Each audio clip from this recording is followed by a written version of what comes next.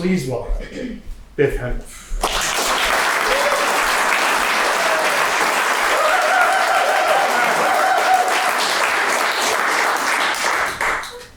That's pretty much it. I don't have anything. That would cover, yeah. Thanks so much, John. I guess some preface before I start speaking about this, which you're all just dying to know. Yeah, John just asked me out of the blue, several months ago, and I said, yeah, I'm in, and it was as enjoyable as he laid it out to be. We didn't have any headbutting. We had, most of the stuff was done. They had to reprint very few things, but it goes up to last week. The most recent image is last week. So we'll get that. But now to the formal talk. Bring the mic closer to you. Is it that? Should I just take it off and walk around? All right. So this is a photograph of my mother, and I think most artists should start their talks with photographs of their mother. Not for that reason, but I mean, she's got this tire iron in her hand, and the incongruity of it is something I like. But I was lucky to be supported in all this lunacy. So, but that's why I started with that picture. So, first off, I think of photographs as a visual language.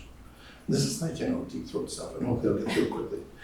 And because I don't take pictures of, this is what I saw, I want you to see the same thing.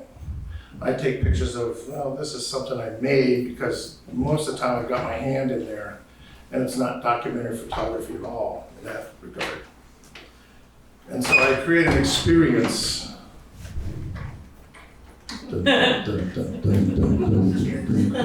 Cheers.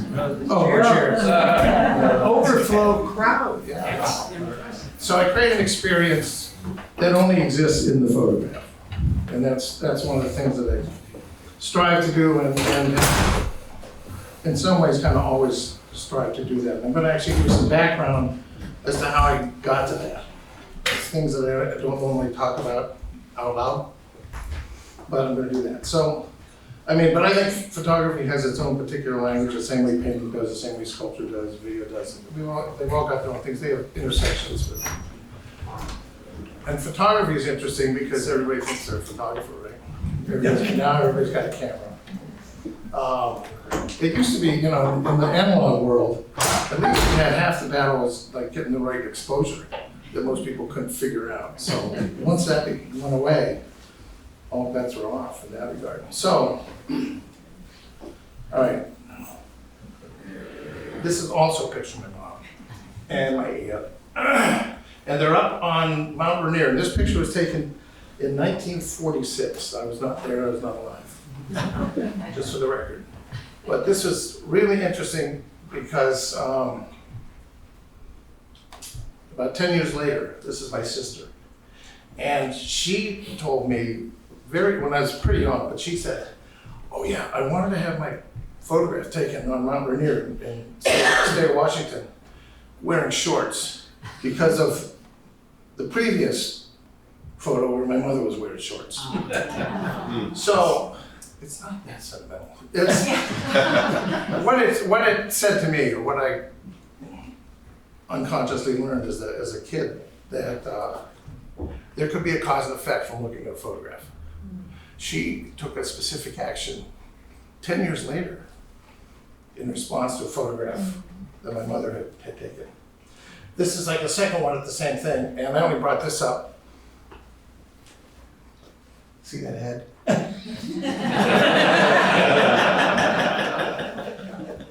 This is one of the earliest photographs I think of me, as a matter of fact. And I'm also wearing shorts, I noticed. But I hadn't seen the other photograph, so I really wasn't that. But that's one of those family stories that has, I knew since I was a kid. And I think it stuck with me and percolated over time. I mean, as, 10 years old, 12 years old, I was like the family photographer with the Instagram and all that stuff. But, I eventually was exposed to stuff that wasn't, snapshots. It wasn't like, see what I saw, you look at the same thing. And so I'm going to actually mention two artists who actually did influence me. They are both Man Ray and Harry Callahan. And y'all should know who they are. Wait a minute. There we go. That's Man Ray, the great surrealist photographer from Philadelphia, but by way of France. Those glass beads are pretty awesome. So it's,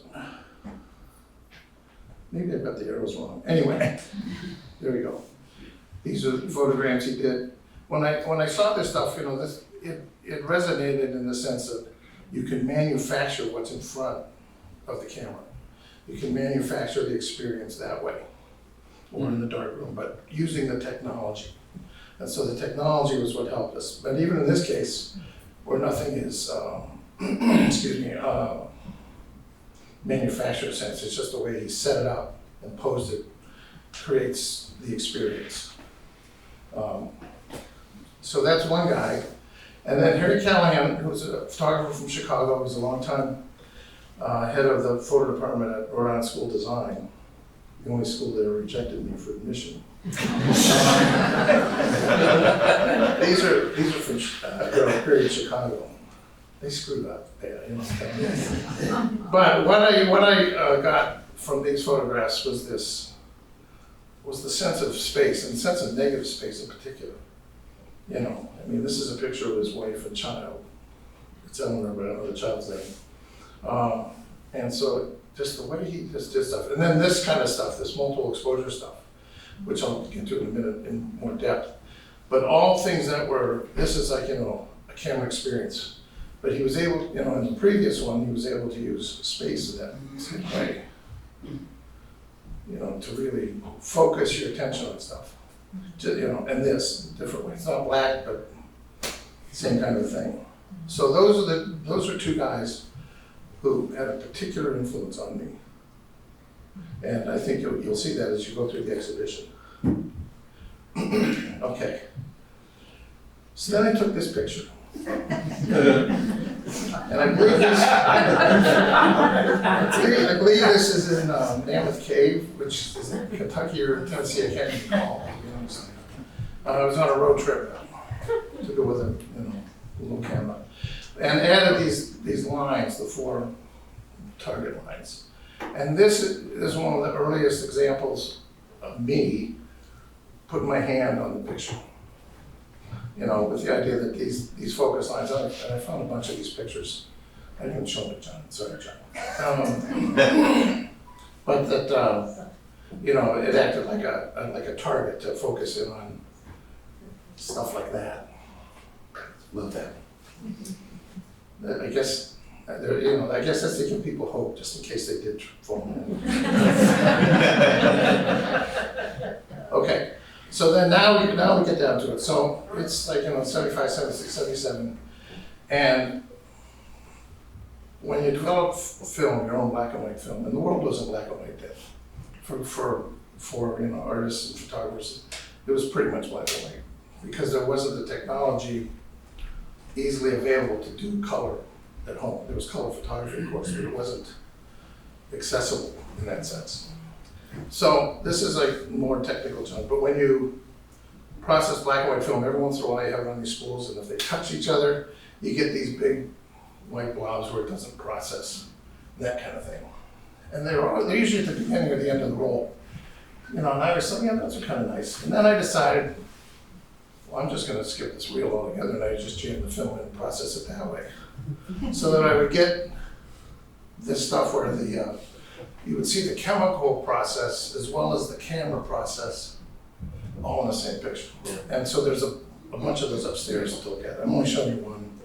I'm not going to go through the whole thing, but that's what the process is, and that's what you're experiencing when you go through. Once again, not an experience that you see from the camera, but one created by the camera and the process, the chemical process.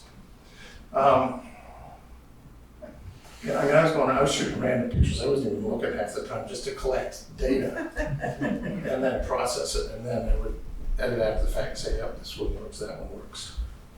I then started to get a little more, cross your fingers here, yes, a little more involved with it. And John mentions this in his excellent essay, which I encourage you all to read out loud when you get home. But so I started to make these negatives and actually start drawing on it. Black lines are scratches, white lines are India ink, you know, all these juxtapositions, and all this is what's going on in my head. And I distinctly remember this, I was trying to figure out how I looked at an image. You know, what did I see first? What did I see second? What were the relationships I would see? And so I made tons of these things. I think there's 44 of them. And there's a bunch of those upstairs as well. But that's what that process is going on there. And these were not shot in camera next to each other. I actually would then make inner negatives and then pair them up, you know, to really get involved with that. I then moved beyond this to the world opened up and color showed up. You know, because color only existed in movies and music before that, in my mind. But so right around 77, 78, the technology just flipped, and all of a sudden we could make color prints at home in these little drums. And, you know, you're mixing chemicals in your sink, and hoping, you know, you're not gonna get poisoned. But so then I started doing color and working with color and trying to discover that extra layer of information, which is color information instead of black and white. I mean, before that, the only color I'd done was Polaroids, and you know, color Polaroid. But Michael Bishop, who was a photographer, and I was a student of his briefly in Rochester, the Visual Studies Workshop. He made this comment, which I'm sure he didn't invent, but he said it, so that's what I stuck with. You know, the difference between black and white and color was the tonal scale of black and white versus the chromatic scale of color, and how to think about that. And actually, I wish I had this photograph of his. It would have been really interesting. He had taken these pictures of street barricades, you know, with the yellow, orange stripes, orange, white, orange, white, orange, white, you know, don't drive down here, you'll go in the hole.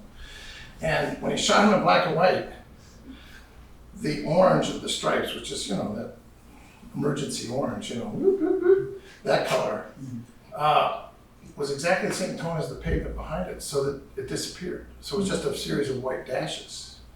And he showed me this photograph that he had taken, and he goes, that's the difference right there. And I wish I had it. I mean, the description is okay, but it doesn't do it justice. So that was that. Okay, now we'll get into some more specific things. Ooh, damn. Okay, so I'm going to show you two projects.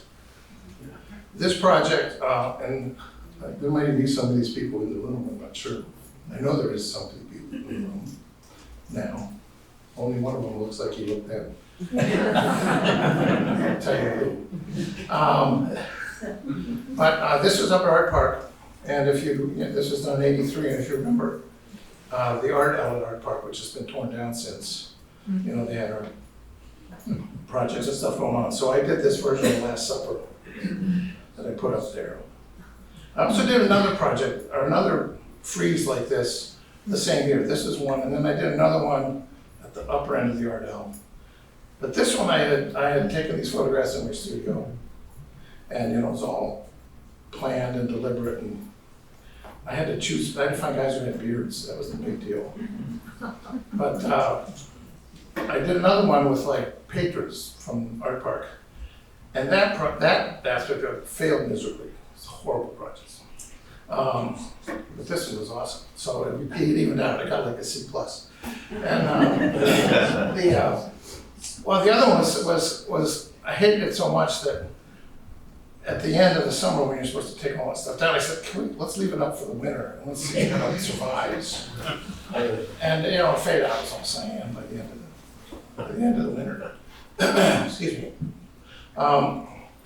So I say that because when I did this, though, I was looking at not just Last Supper stuff, because there's a ton of that, but Renaissance painting and Caravaggio and lighting and all kinds of that stuff. And that shows up later, and some of that stuff is upstairs.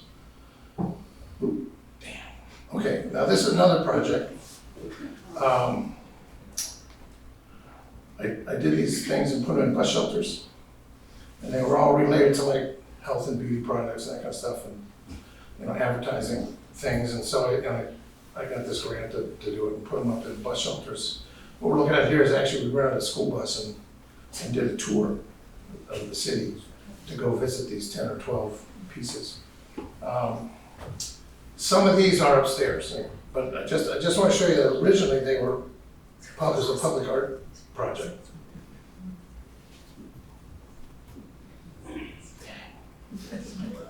Okay, this is also upstairs. A couple of these people are in the room, but not all of them.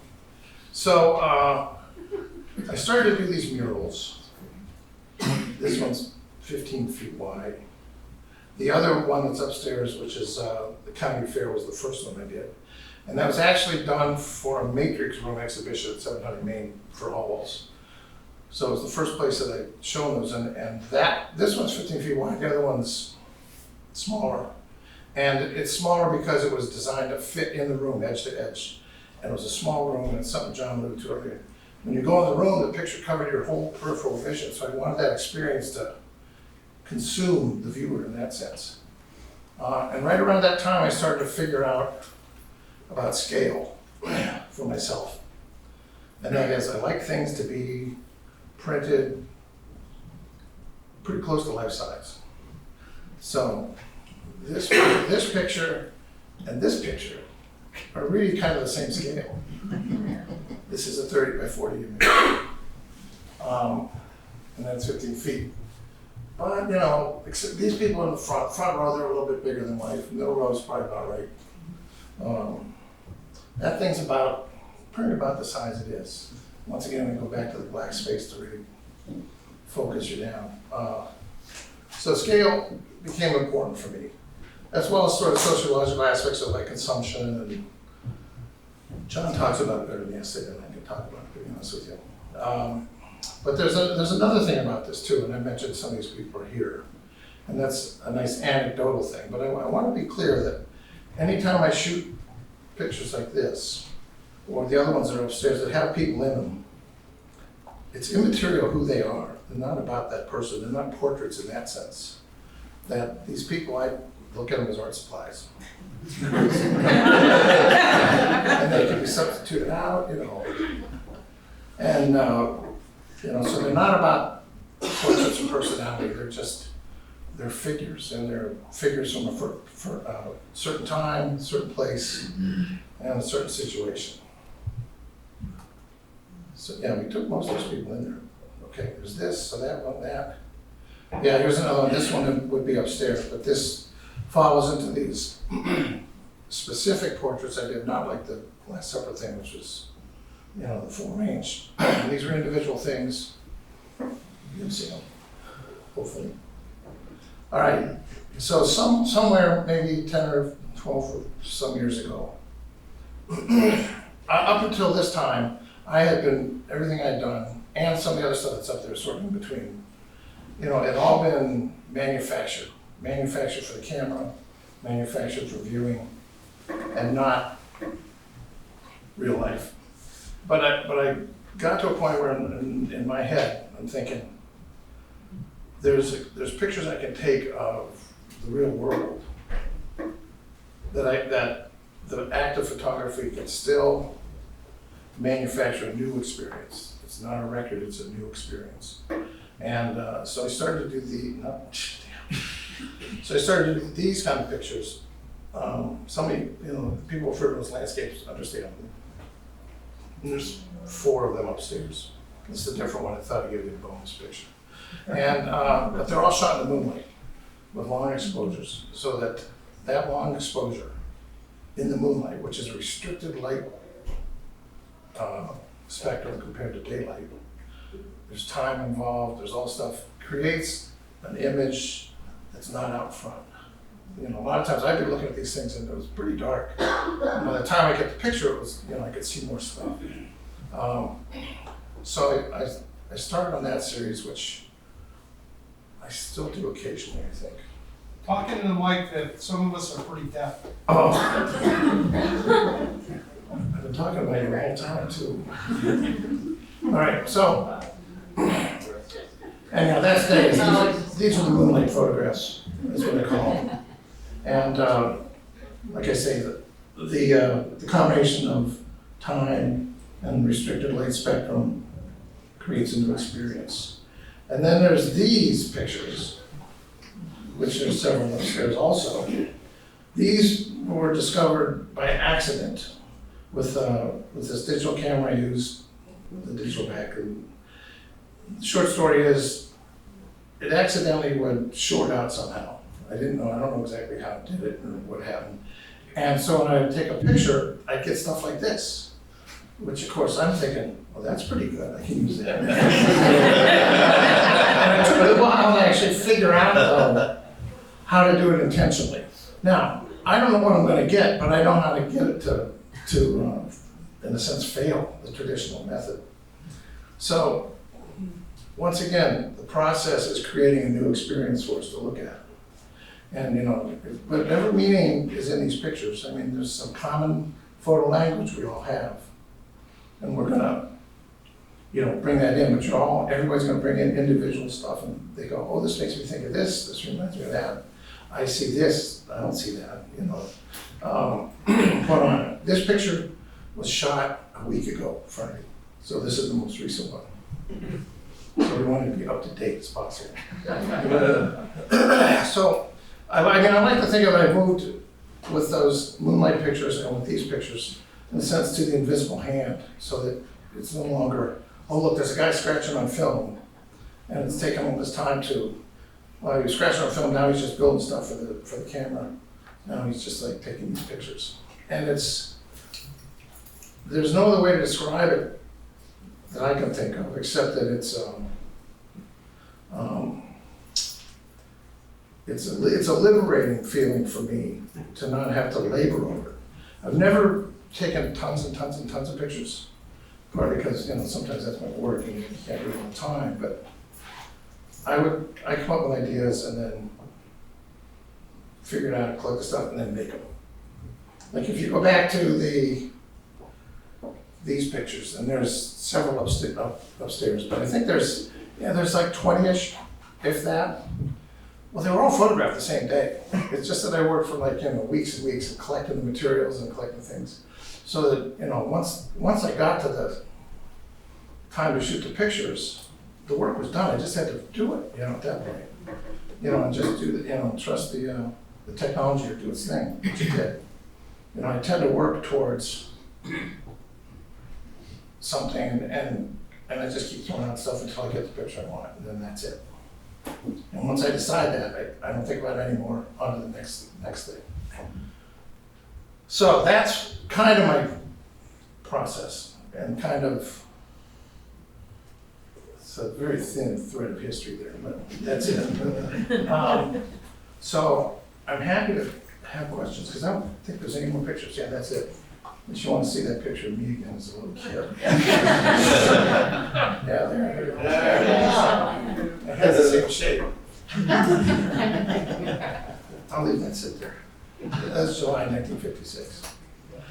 So anyway, I'll be happy to entertain questions.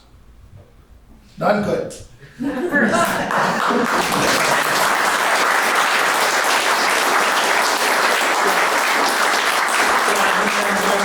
I really want to thank John for asking me to do this, and for Hallwalls, and you know, Kate putting it up. We'll get your question. I said that fish is fun. You know, and I want to thank, we should all thank Hallwalls for 49 years of food for thought. Okay, there's a question. No? The first picture of your mom. Yeah. First thing I looked at that tire iron, I was just wondering, is that her version of a wooden spoon? No, it was one of those things, you know, and a lot of what I do is intuitive, and even then it was even more intuitive, because I didn't really, trying to figure it out. I said, here, hold this. I just got out of the garage and said, here, hold this, She was dressed up to go somewhere that evening, and I said, here, I'm gonna give you a picture before you go. She goes, okay. It's not a bouquet.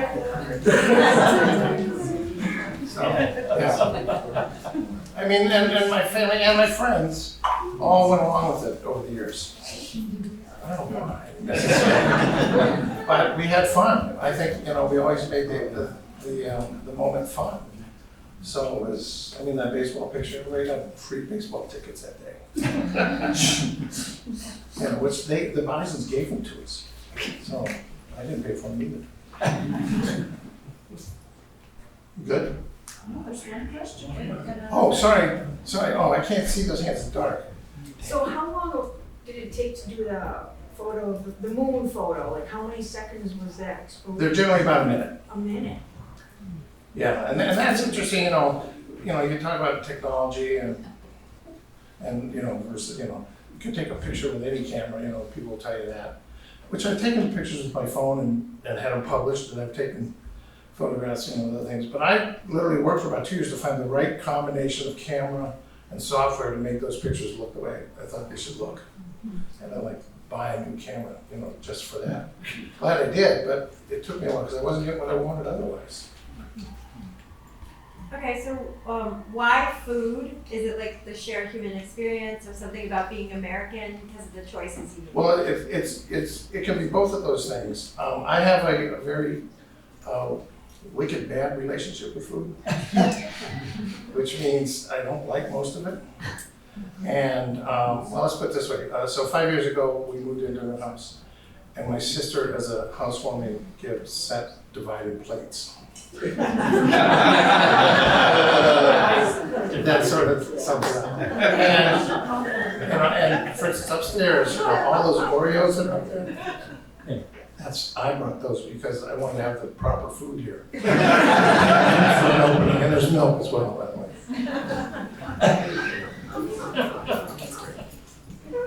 Prior to the digital age, what type of cameras were you using? I had 35mm DSLRs. I had 6x7 Pentax cameras. I had Hasselblads, A10 Deerdorf, 4 or 5 view cameras. One got stolen. Got another 4 or 5 view camera, and those translated something into the digital world. So I used all different kinds of formats for different things. There's some stuff. There's some pictures upstairs. Those ones that were in the bus shelter. Those were done with 35mm, but I cropped them out so they were like half frame almost because I wanted them to be super grainy. It was just something I was thinking it should look good at the time, and I liked the way they came out. So I've been very flexible in terms of that, in terms of that part of the technology. Cameras, in my mind, even though some of them are good for specific things, they're hammers, like what a hammer is to a gardener. I'm not stuck on that. I've never had a ton of cameras at one time. I get them, throw them away, trade them in, get rid of them. But that's sort of my relationship with that aspect of it. I'm more interested in the result. So do you have a favorite? You don't have a favorite? No. I like them all. It's like children, right? Totally. I don't have those either. Yeah. The photograph that you took just this week, Yeah. what is that? That is a photograph taken in a room. The green part is what the floor is. Those green stripes coming down they originate in the ceiling lights. But why that happens, I don't know why that happens. But it's basically what's happening is there's an electronic pulse to make digital cameras work. Mm-hmm. It's electronic, so there's electricity going through there. Somehow it either shorts out or gets overloaded. I couldn't tell you which, and you get this. And where's Steve? Steve's here. Steve was with me when I shot this picture last week. And I immediately said, I can use that. You know, I mean, I recognize it as something I want. Yeah. And what it is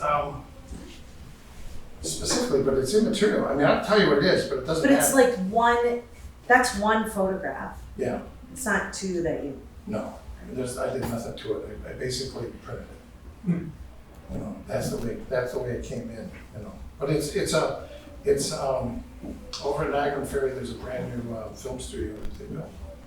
And it's just about finished, so we took some photographs in there.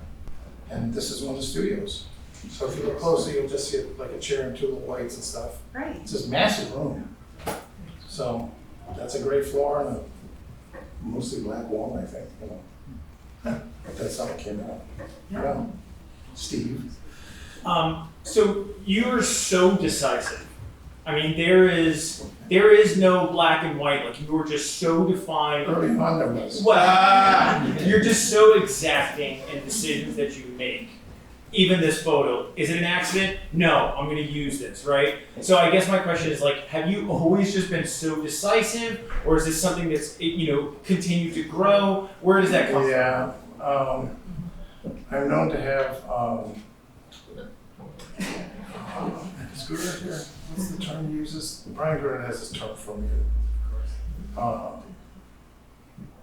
It's like overcommitment to an opinion kind of a thing. But yeah, I'm pretty much decisive like that. Somebody asked me the question apparently. But yeah, I have that. That's a characteristic. You know, it's like, you know, I edit as I go, and I get to the end, and when I think it's done, it's done. You know, I don't second guess myself a lot. Yes, Bob. This picture here, is it, Which when picture? you find This something one. digging, yeah, well, this picture, yeah, or Okay. any of these. Yeah. When you find something, you're digging what's happening, do you keep shooting until you're getting kind of a decisive question? Or is this a one-off? These things are totally unpredictable. I mean, I could kind of generate it and say, okay, I'm going to get one. But if I took it again, I saw this one like that, and then I moved on because I actually had work to do. But I could make it do the effect again, but it might not look anything like this because it's So totally it's- random in the camera. Right, you have a scene, but it's unpredictable shot to shot. Yeah. I mean, this one's particularly interesting because you don't get this green-white combo. This was a new thing for me because usually it's like on the purple-orange axis, you know. Yeah, if it's even an axis, but yeah. So it's. So had you had Oreos when you took this? No, yeah, pizza. That's pretty good. Pizza. Tony. Yeah, we met you in the 70s, and I also wonder, you know, with the DIY music and punk rock and new wave, is there some, and we all kind of had this vibe.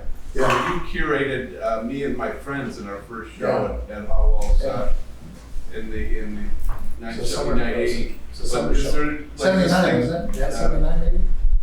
What month of day it was? I can't I know it's summertime, but they actually. Summer, it was definitely summer. Yeah. But the point I'm asking is where like it's there and it's done.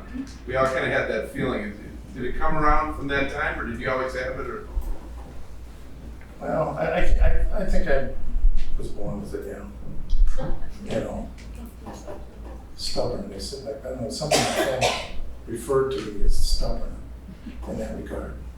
But I think they were talking about themselves. What's your opinion about artworks that are labeled untitled?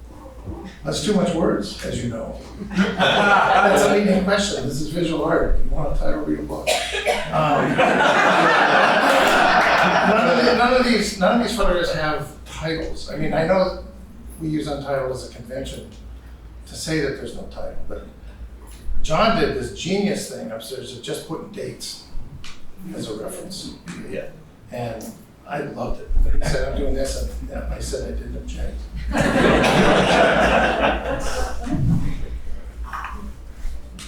Okay. I can't remember if you used the word liberating when you started talking about I these. think I might have. What was it like for you before embracing chance as motion It was photos? That was hell. No, it was this and one of my photographs in particular. It took the pressure off of trying to create content and just focus on the experience more and more.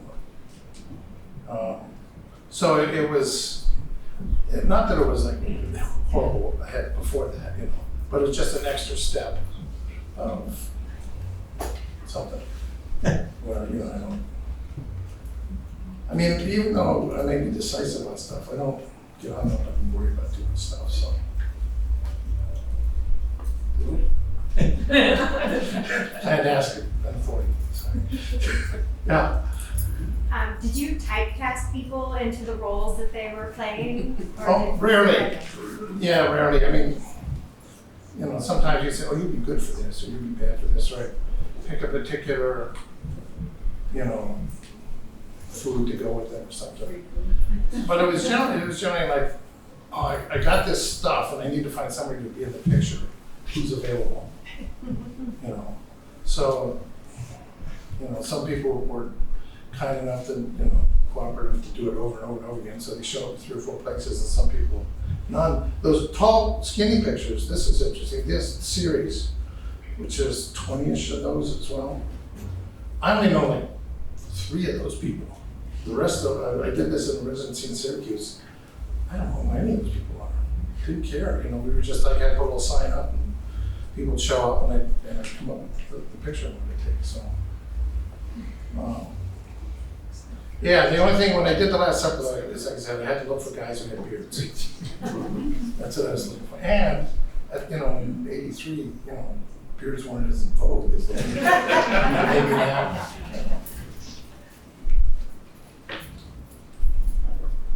What do you think? You good? Yeah. Okay. Do you miss the dark room? Not at all. No. Digital world's great. Digital world's, by any metric that I can come up with, is far superior than chemical world. I know there's disagreement about that, but they would be wrong.